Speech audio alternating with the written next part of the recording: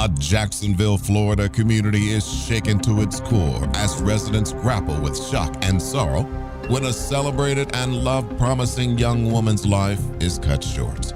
What happened to 20-year-old Khalil McCoy? What happens when love turns fatal? This is the Fatal Attraction Podcast with Friendly Fire.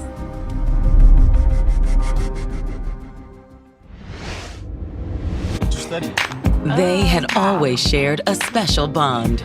They had known each other for so long. She told him everything. So when tragedy strikes, could he hold the key to the mystery? Oh, Lord. He was the last one to see her alive. He said she got into a black car. I couldn't even see who was driving. Do the dear friends share a deadly secret? Maybe there's a love triangle. They always had this chemistry. Or will the truth take everyone by surprise? It was a messed up situation. He could not live with the lie. I thought I was either gonna have to lie or I was gonna have to die. I couldn't believe it. It was cowardly. It was malicious. My daughter is dead. My daughter. My daughter.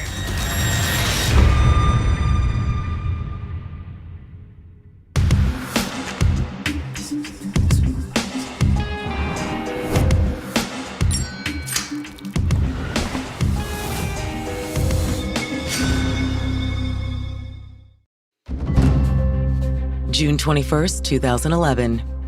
It's Tuesday in Jacksonville, Florida, a city of almost 1 million tucked in the northeast corner of the Sunshine State. Jacksonville is the perfect place to call home. It is a hidden gem. There's a lot of opportunity here in Jacksonville. It's a fun place to live. We have the ocean, Atlantic Ocean, and we have beautiful beaches. Although it's not one of the idyllic beaches that brings two men to the city's sprawling northeast side that afternoon. They were scouring around a vacant lot looking for scrap metal to sell. But as they pick through the underbrush, it's not metal that catches their eye. Oh, Lord. They found what appeared to be a woman's dead body, partially hidden under leaves and branches. She was already decomposing. The scrap hunters call 911. And within minutes, the area is crawling with police. The first thing they're going to do is they'll contact homicide. I was wrapping up my day, getting ready to head on home when I received the phone call that a body was located at the dead end of 31st Street.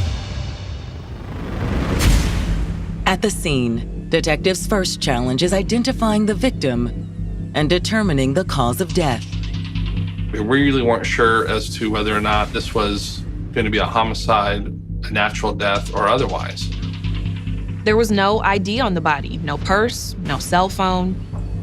We couldn't take any fingerprints because of the decomposition of the remains. However, there is one thing that could help detectives determine the woman's identity. Whenever we find remains like that, it's standard to check with missing persons and look through their case files. And the search soon turns up a possible match. 20-year-old Khalil McCoy had been reported missing less than 72 hours earlier.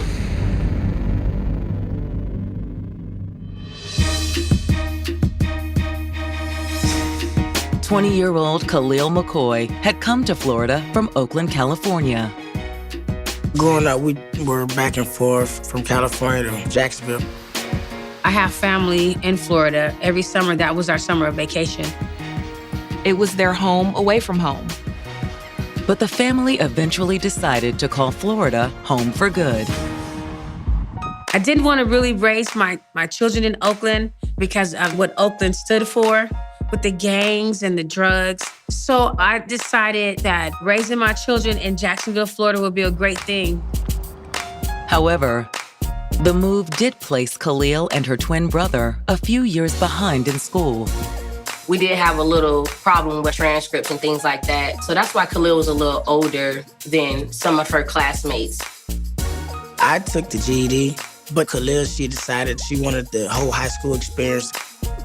She was determined to do it, how she saw fit as the right way. And I always commended her on that.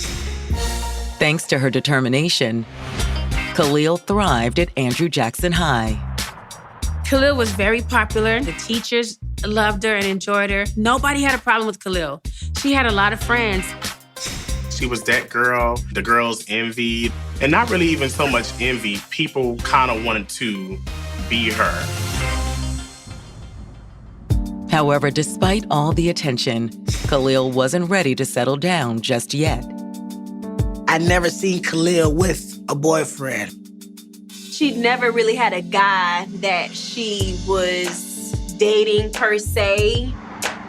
Instead, Khalil shared an even closer bond with a classmate named Kennard Mahone. Kennard, we all called him Boogie. That's just what he was known by. They were absolutely the best of friends. It could have been more, too. She really did love Kennard.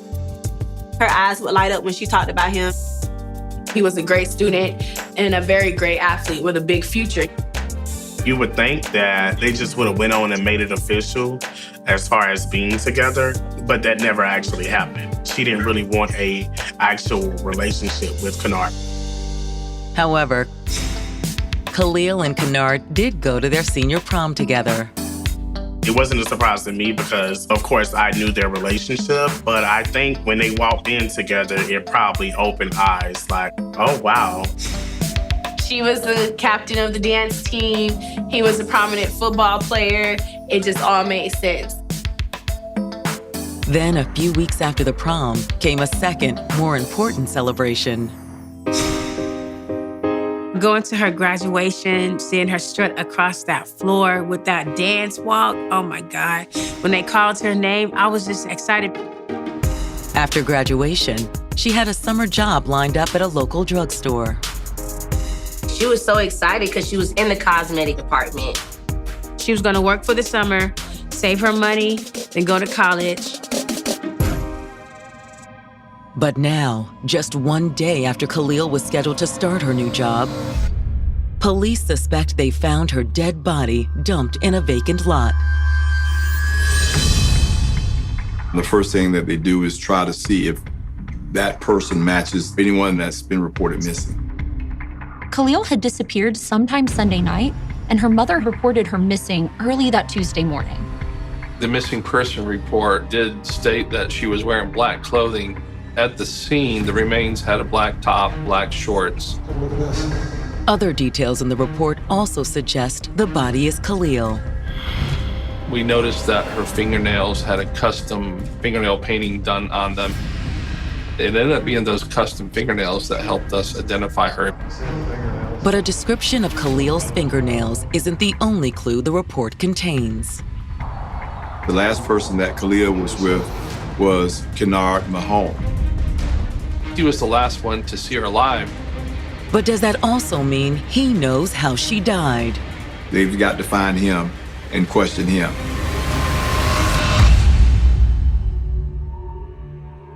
A tangled web of lies and deceit begins to unravel. Stay tuned to the Fatal Attraction Podcast. After years of setbacks, 20-year-old Khalil McCoy was finally a high school graduate in June of 2011. When they called her name to get her diploma, I was happy. That was the most happiest day of my life. She was going to work for a couple of months and save her money up and then go off to college. But Khalil would never make it to campus. On June 21st, 2011, Jacksonville detectives have just tentatively identified a dead body that was dumped in a vacant lot as Khalil. An individual that was scrapping for metal was going through the woods, had located the remains. Khalil's nails was how they were able to identify that that was Khalil. She just got her nails done because she was graduating. Although Khalil's been missing less than 72 hours, her body has already begun to badly decompose under the hot Florida sun. Because of the advanced stage of decomp, we really weren't sure as to whether or not this was going to be a homicide, a natural death or otherwise. We kind of had to wait on the medical examiner to do their job in order to make that determination. While waiting for the medical examiner's crew to arrive, detectives and CSI began to process the scene. It's a lot of photographing. It's a lot of collecting of any kinds of clues that you may have, little things, cigarette butts, any kind of thing that you may have that's around the body. You want to make sure that if there's any tire tracks leading up there, you check for those. At that point, they weren't sure if the victim had been killed at the scene or if someone had simply dumped the body there. The work has barely begun before Khalil's mother turns up outside the taped perimeter. Oftentimes when we're at a scene, next of kin somehow gets the information that we're on the scene. And in this case, Khalil's mother did arrive on the scene. Khalil's mother rushed to that particular scene to determine whether or not if it was in fact her daughter. When I got there, the first thing the detective told me, he said, "We found the body meeting your daughter's description," and I just went crazy. Ma'am, I know this is difficult, but we're gonna need you to identify Khalil. Yes, that's her. That's her. I can't believe this. The pain, it was so unreal. Khalil, who never bothered nobody, who never did anything to anyone that my daughters, I couldn't believe it. I'm so sorry to have to ask you this. When was the last time you saw your daughter? I saw her on Sunday. Khalil called me. She asked, "Can I go out with Boogie and some of the guys from school?" Boogie, as Khalil's mom explained, was her daughter's longtime friend, Kennard Mahone. Did she say where she was going? She just knew that she went out with some friends. It just tastes good though. I got the mango. We wanted to just go out and celebrate and just hang out. At the time, Khalil's mom says she had no reason to be worried. She's out with her friends. This is what I was thinking. But that had all changed on Monday morning with a call from Khalil's supervisor at the drugstore. She said she didn't show up to work today. My heart immediately dropped in my stomach because I know Khalil did a lot to get that job. And for her not to make it to that job, something wasn't right. With still no word from Khalil by Tuesday morning, her mother had gone to the police. Afternoon, ma'am. I said, "I think something has happened with my daughter." It was just a couple of days. We're thinking we're going to hear from her. But now, less than 8 hours after filing the report, Khalil is no longer missing. I just could not believe that this man is telling me that my daughter is dead. My daughter. My daughter. Man, what can you tell me about Kennard Mahone? Is he your boyfriend? No, it's not like that.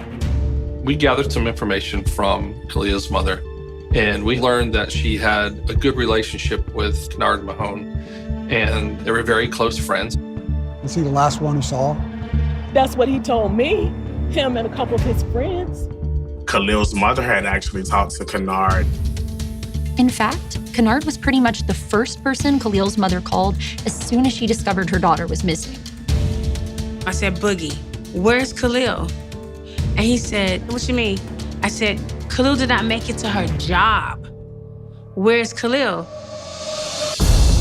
According to what Kennard told Khalil's mom, he, Khalil, and several friends had all been hanging out at Cougar Park late Sunday night. Coker Park is located on what's considered the east side of Jacksonville, pretty close to where her remains were found. It's like the meetup park. We just go play music, hang out. They were just having a good time cutting up in the park. But according to Kennard, as the party broke up that night, Khalil had left with someone else. The story that I kept on hearing in the streets was that Khalil got in a black car with some stranger. I said, "Boogie, you're telling me that my daughter got in a car with somebody that you don't know?" And he said, "Yeah."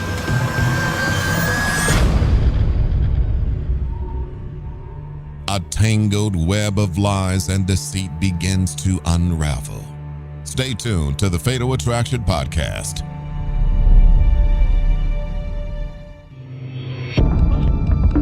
Detectives investigating the death of 20-year-old Khalil McCoy have just learned that on the night she went missing, Khalil had been hanging out at a local park with her longtime friend, Kennard Mahone.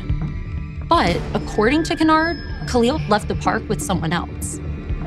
Khalil's mother had actually talked to Kennard, and he said Khalil got into a black car. Based on the information Khalil's mother gives them, detectives make talking to Kennard their top priority.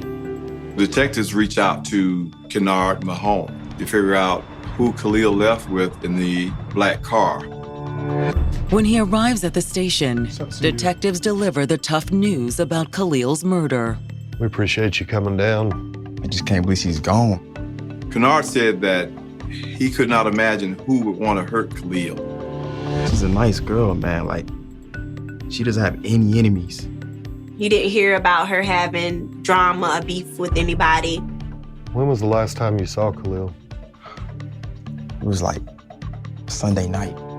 He said that he and Khalil had met up at a nightclub in East Jacksonville.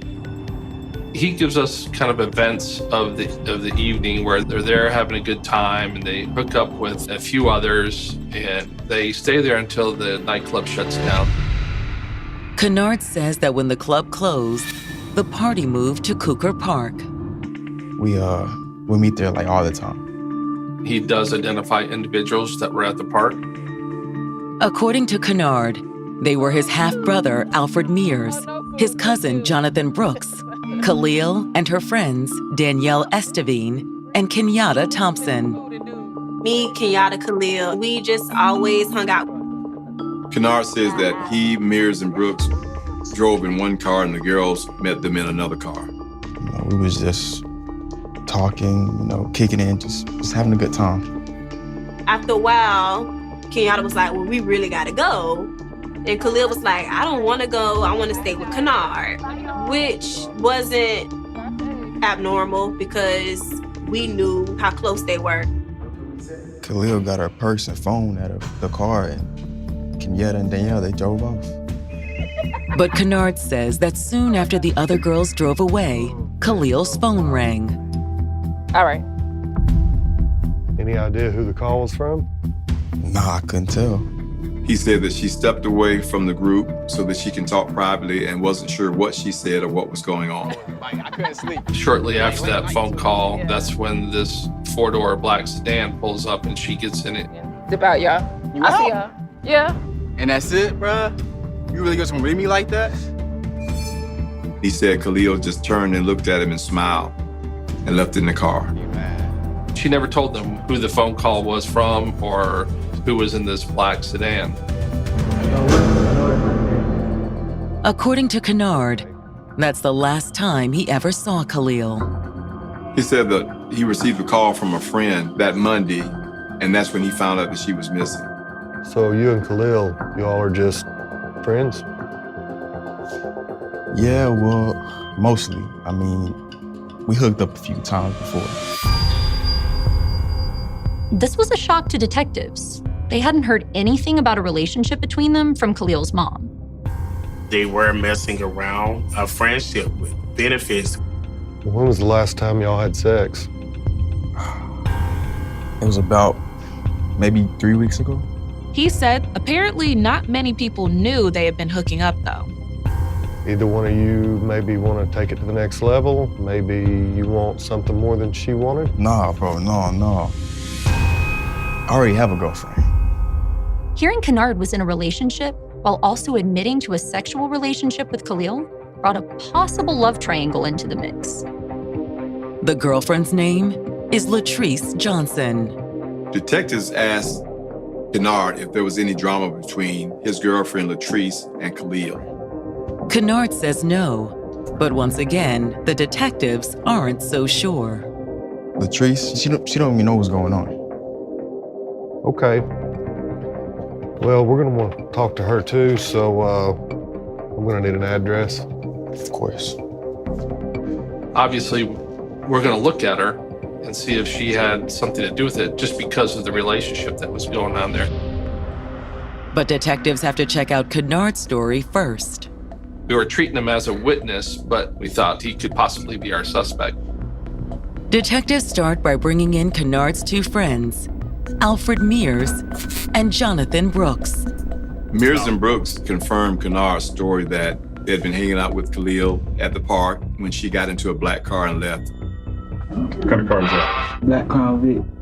None of them could say who owned the vehicle or who was in the vehicle. They basically said the same thing, that they weren't concerned because she wasn't the type that would get in a stranger's vehicle. And when detectives ask if Kennard's girlfriend, Latrice Johnson, might have something to do with Khalil's death, they're adamant there was nothing there. He said that there was no drama between Latrice and Khalil. Mears says essentially the same thing, although he also tells detectives something Kennard didn't mention. Kennard and Khalil, they wanted to go to a hotel so they can have some time. Maybe Kennard's relationship with Khalil wasn't as down low as he led detectives to believe. Detectives will still need to follow up with Kennard's girlfriend.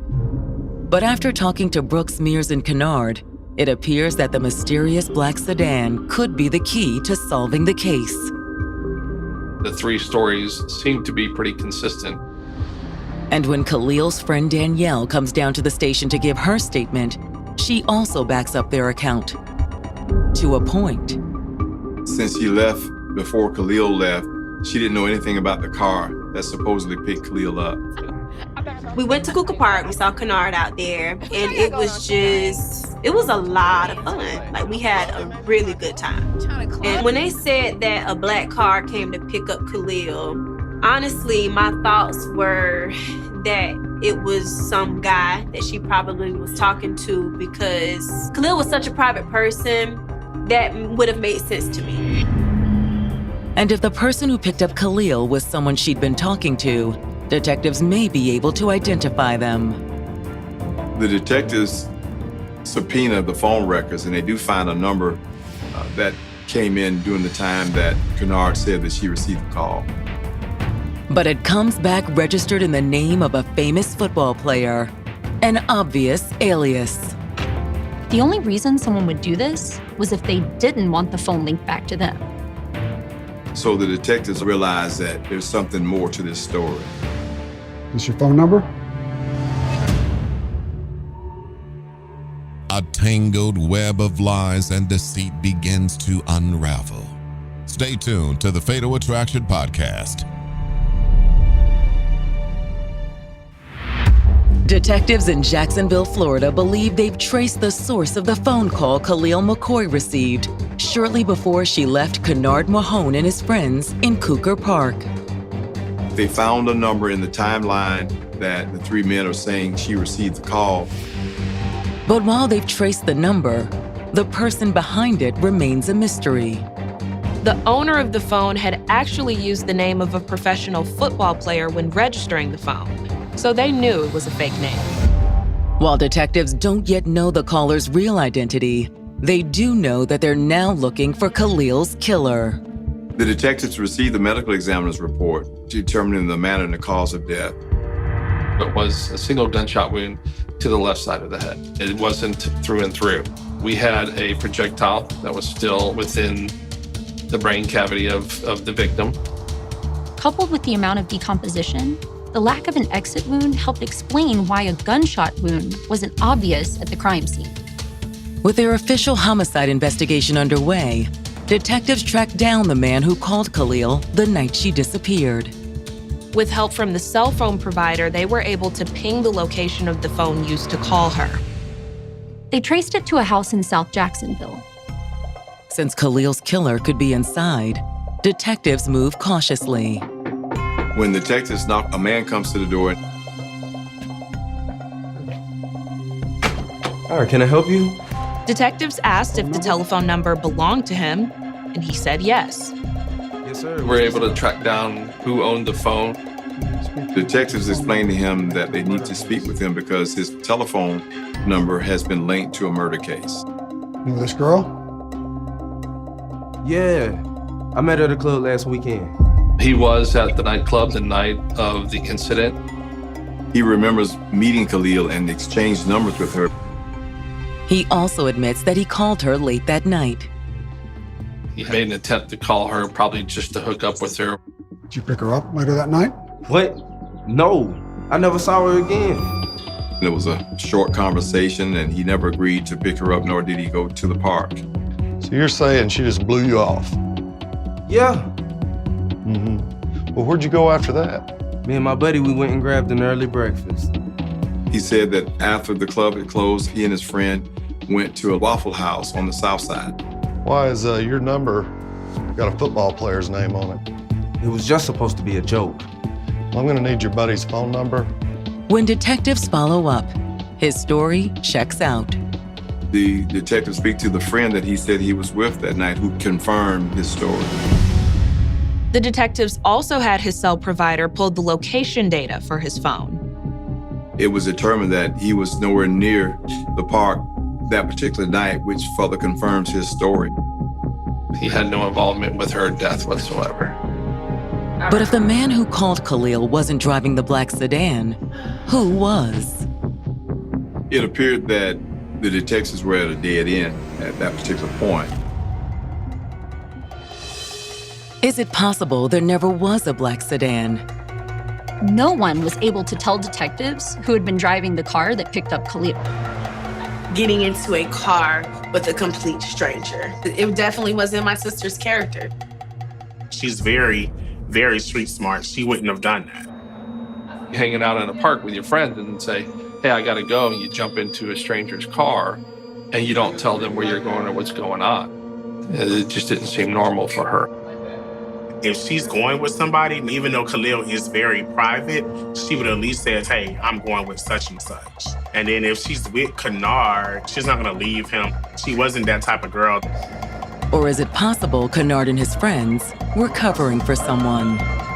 Khalil's girlfriends both left before the mystery sedan showed up. It was possible Kennard and his two friends had been lying. But if so, who and what were they hiding?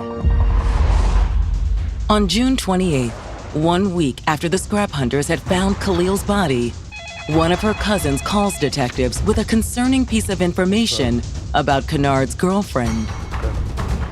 Khalil's cousin told them that Khalil and Latrice had possibly had some type of confrontation.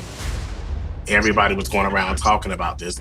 There was a rumor going around that Khalil and Latrice actually had a physical altercation. But did that altercation lead to Khalil's death?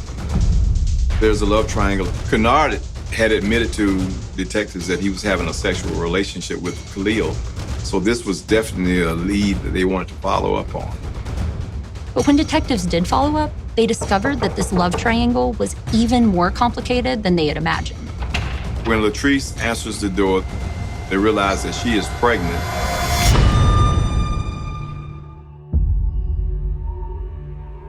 A tangled web of lies and deceit begins to unravel. Stay tuned to the Fatal Attraction podcast.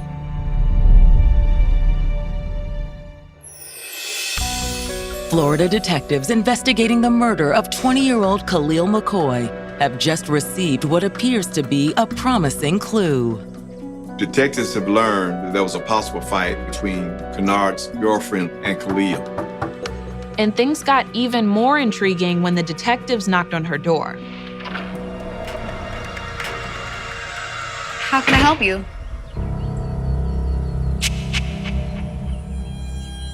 So you're Kennard Mahone's girlfriend? Yes. She was obviously very pregnant, which may have given her even more reason to want Khalil out of the picture. Moving through the investigation, we look at Miss Johnson with a bit more of a discerning eye. We need to ask a few questions about Khalil McCoy. I heard about what happened. It's just awful. When the detectives asked Latrice about Khalil, she said that she didn't really know her very well. So you two never had any issues? What do you mean? We heard rumors about a relationship with Kennard and Khalil. No, there was nothing like that. She said that everybody knew that they were really good friends. They've just been close for a really long time. That's just how they are.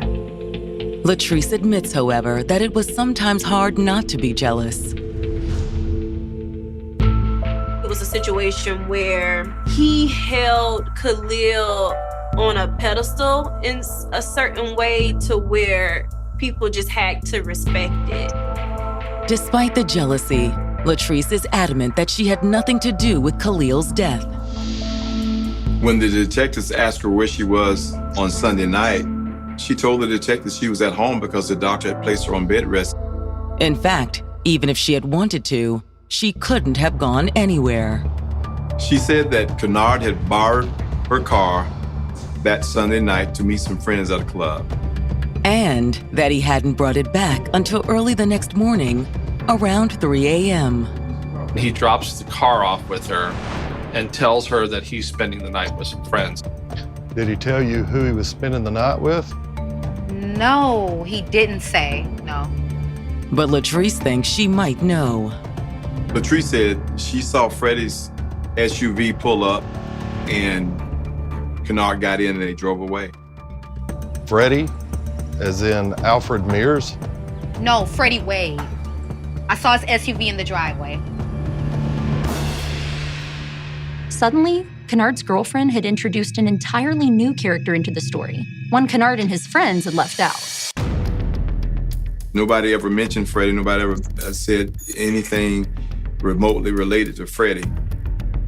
Latrice tells detectives that 19-year-old Freddie Wade runs in the same circles as Kennard and Khalil. Freddie is a fellow student at the same high school that Kennard and Khalil attended. We knew each other, Kennard, me, my sister, and Freddie. We all knew each other since like 7th grade. You've been helpful. Thank you. Thank you. But if Freddie's such a close friend, why didn't Kennard, Brooks, or Mears mention him at all? Detectives are determined to find out. They wondered if he could shed some light on what happened.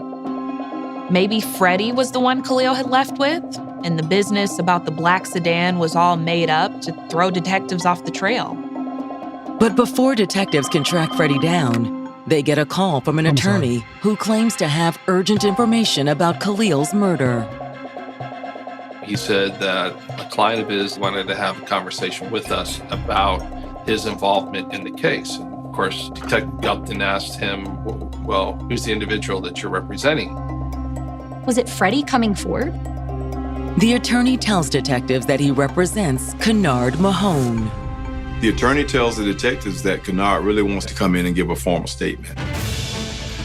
Detectives arrange to meet with Kennard at police headquarters. Kennard arrives at the police station, this time with his attorney. And what Kennard says once he sits down promises to solve the mystery once and for all. What brings us here today? What brings us here today is for me to tell the truth what happened to Khalil McCoy. He said that he didn't want to be in any kind of trouble, but he didn't tell us the truth the first time. I lied about the black car. He could not live with the lie. And that's when the case really started to break wide open. What else did you lie about?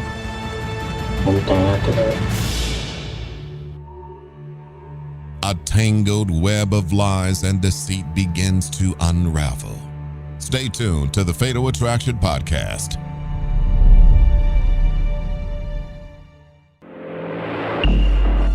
Detectives investigating the murder of 20-year-old Khalil McCoy appear to be on the verge of a major breakthrough. What brings us here today? What brings us here today is for me to tell the truth what happened to Khalil McCoy. Kennard admitted the initial story he'd given police wasn't entirely true. He said the first part that he told the detectives initially, where they met up at the club and then later went to the park, is true. Maybe to clarify, everything you told us up into the black car, was that true? But according to Kennard, the lies began once Khalil's friends Danielle and Kenyatta left Cougar Park. There was no black sedan. Instead of a black sedan, it was Freddie Wade's SUV that pulled into the park. Freddie showed up, and they all sat around talking. Kennard, Khalil, Freddie, and their friends Alfred Mears and Jonathan Brooks. But Kennard says that he and Khalil didn't want the night to end. So now we all chilling. We figure out when Khalil leave the hotel. There was just one complication. He had returned his girlfriend's car first. Kennard says that he drove his girlfriend's car back to her house, alone, while everyone else followed in Freddie's SUV. She came to the door. Okay. And I handed her the key. I appreciate you letting me use the car.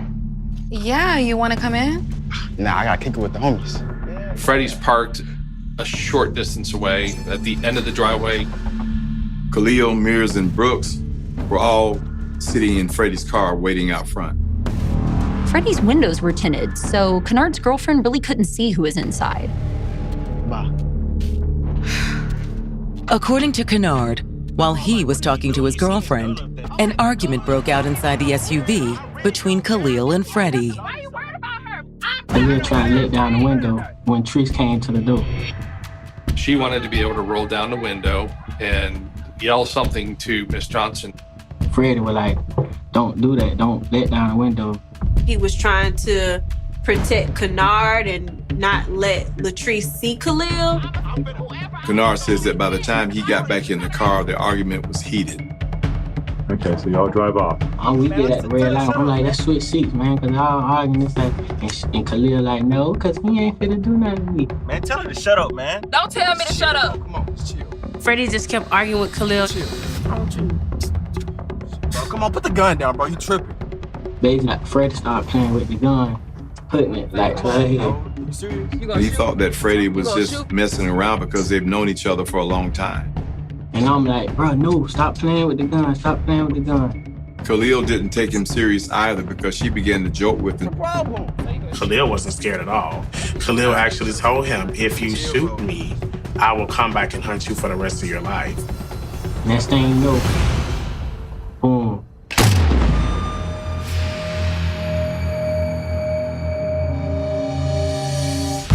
What did you do, bro? Nah, man. He apparently got so angry that he felt the need to shoot her. She didn't show any fear.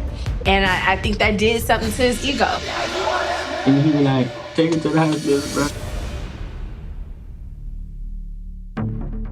When detectives bring Freddie Wade in, he denies the whole thing. It's the last thing I heard when she got in the black car. But once confronted with what Kennard said, Freddie eventually changes his story. He said that they were just playing with the gun. So we rolled off. He got gun. Everybody was just laughing and talking. Put it up, please. Put it up. And I was like, no, but I like, man, put the gun like on the seat and stop playing with the gun. He actually grabs a hold of the pistol. And it was red. So when I hit him with the brake, the gun shot.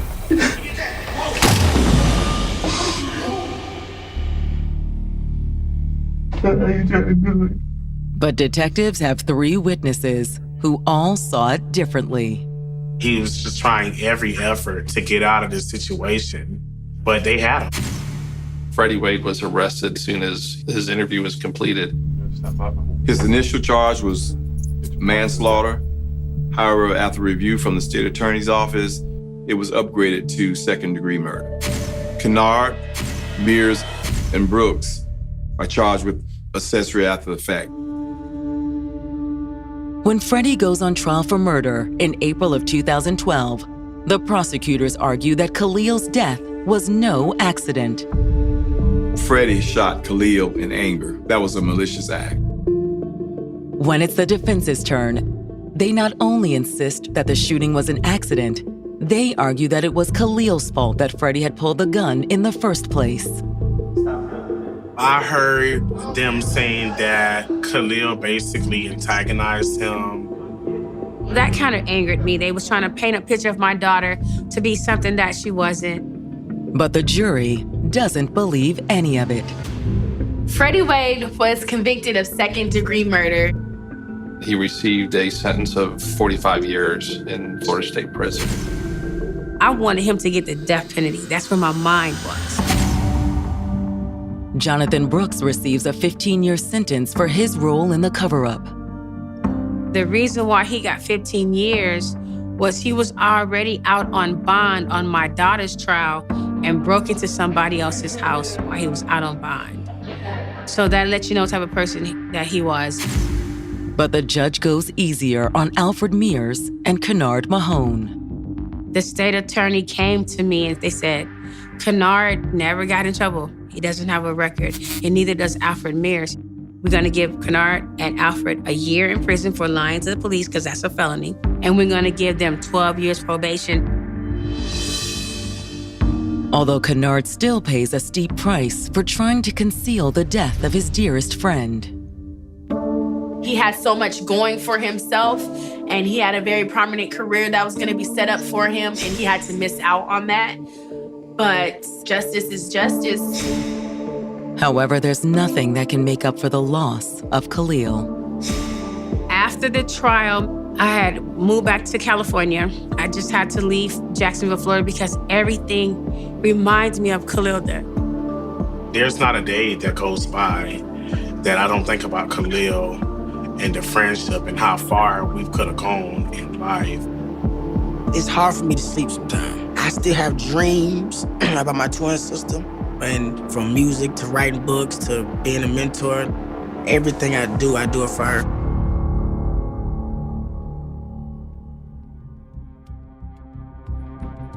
The tragic story of a blossoming young woman who was admired by many and is murdered by someone she loved will not soon leave Khalil McCoy's loved ones. Senseless crimes are a stark reminder that you can never really know someone's true character. Coming up on the next episode of the Fatal Attraction Podcast.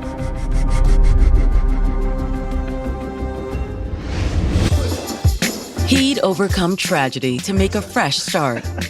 This was an injury that should have killed him. He has beat the odds, survived. I always refer to him as my miracle grandchild. He was happy and full of life. And he was ready for love. He kept talking about this girl he was going to meet. Until he vanished without a trace. An energetic, happy young man, full of life and loved by his family and friends, vanishes without a trace. His family seeks answers when calls go unanswered. What happened to Julian Williams? Tune in to the next episode of the Fatal Attraction Podcast. We will see you in the next episode.